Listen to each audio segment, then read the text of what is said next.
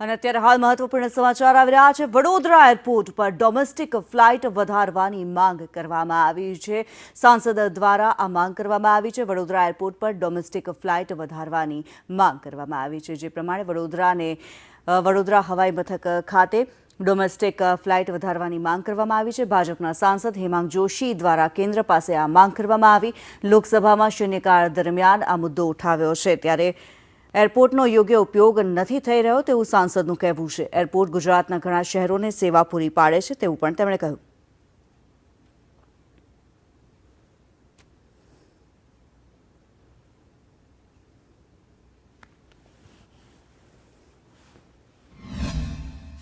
यह हवाई अड्डा अंतर्राष्ट्रीय यातायात को संभालने के लिए पूरी तरह सुसज्जित और संचालनशील है, किंतु आवश्यक अधोसंरचना एवं अंतर्राष्ट्रीय दर्जा प्राप्त होने के बावजूद इसका समुचित उपयोग नहीं हो रहा है।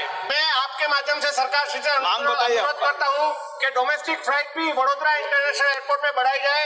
माननीय सभापति महोदय, महाराजा सयाजीराव गायकवाड़ जी के जमाने में यह देश का सबसे पहले हवाई अड्डों में से एक था। हमें वडोदरा की वो स्वर्णिम काल को फिर से वापस लाना है। धन्यवाद।